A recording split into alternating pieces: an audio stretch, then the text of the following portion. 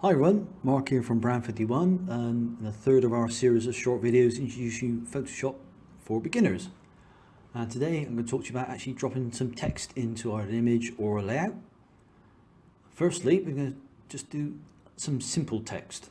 I was just typing some text in. So we come down to the left hand side of your screen. On the toolbar, you want to go to T for text. So click T and then come into your image and just simply click. You see there's a cursor flashing away there, ready for me to type in. But before I type in, I want to get the typeface right, things like that. That's quite simple to do. So I'm going to come to the top here where it says Window. Window gives you a drop-down menu of various tools and actions you can take. And we're looking for character. So I'm going to click on character. As soon as I click on character, a window opens. This is a drop-down menu for where you can actually enter in values for the type you want to use. So for instance, very top here we got where we can choose a typeface. Here we got where we can choose a type size, where you can actually simply click and enter a value you want. And over here, this is kerning. So this is the space between various sets of letters. I always have -25. A lot of people have 0. I like -25 because it just closes the typeface up a little bit. But let's keep it to 0 because it's what most people use. And I'm going to come back here and going to type something in. So I've got my font chosen. I've got my type size chosen. And I'm going to go amazing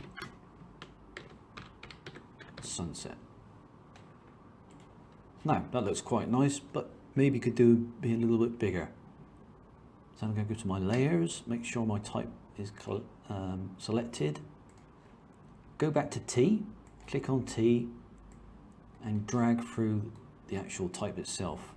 Now if I go back to the character drop down, I can go in here, double click, and either type something in. Let's say 120 point. You can see it instantly changes. Or I can go up in increments. So by using the up and down arrows, I could do it much more finitely and get it to where I want it to be. The third option, if I undo that, edit undo, and go to edit and drop down to free transform. If I click free transform, you see there's a marquee box that goes around the text. Now that enables me to go away. You'll see the icon, the little icon change to a rotation tool, so you can rotate it, you can stretch it or pull it up, or if you hold the shift key down and you come to the corner and pull it out, you can see straight away it changes the size, but in Pro, so in ratio. Now if I hit enter, not happy with that, not quite happy where it is. If I come straight up to the top on the left hand side to the toolbar, the top one, which is the move tool, come over to the text and just position where you like.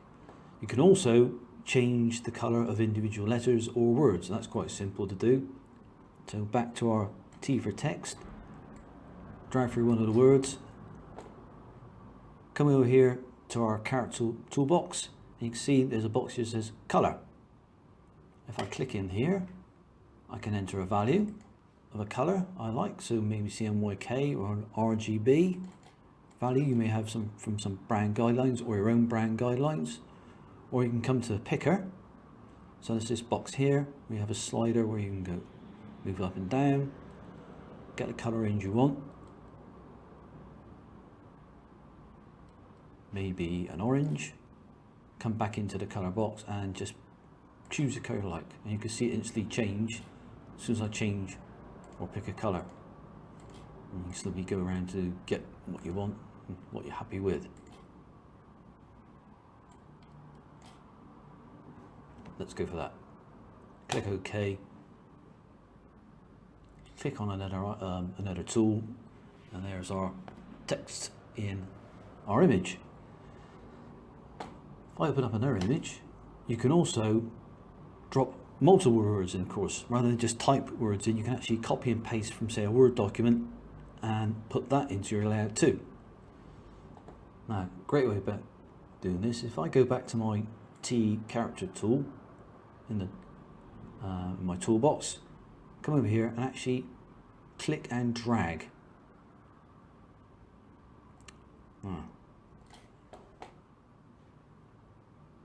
We're going to choose a different typeface for this because we want something a bit more ordinary. So let's try for that, and definitely want something smaller, something that's large. Let's try 24. And I've got a Word document open already. So here's some text I typed in earlier on.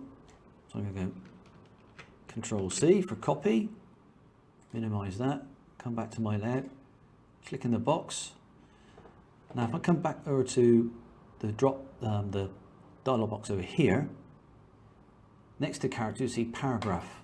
Now paragraph gives me the option to be able to either right, center, or left justify.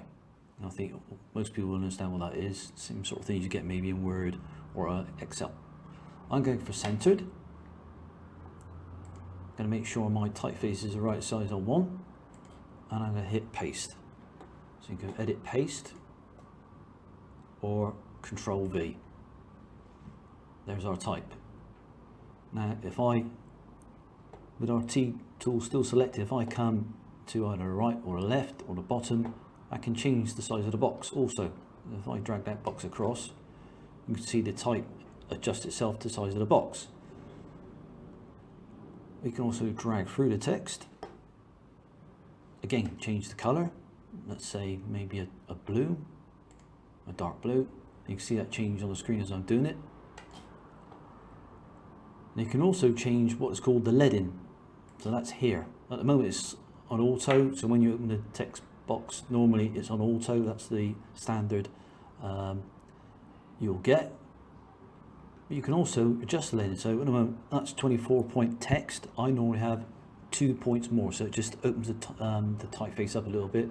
So let's go for 26. You can see that changes on the screen. I can also, by moving and dragging the text box, get it to the sort of feel I like. Something about there, I think. Click away, perhaps on the move tool. So go to the move tool, click, pick up the text, and there we go. Quite simple to do. That's it for text and text in the layout. But if you have any questions, please just email me, mark@brand51.co.uk, and I'll be happy to help. If not, I'll see you next time on our next video. Thanks very much.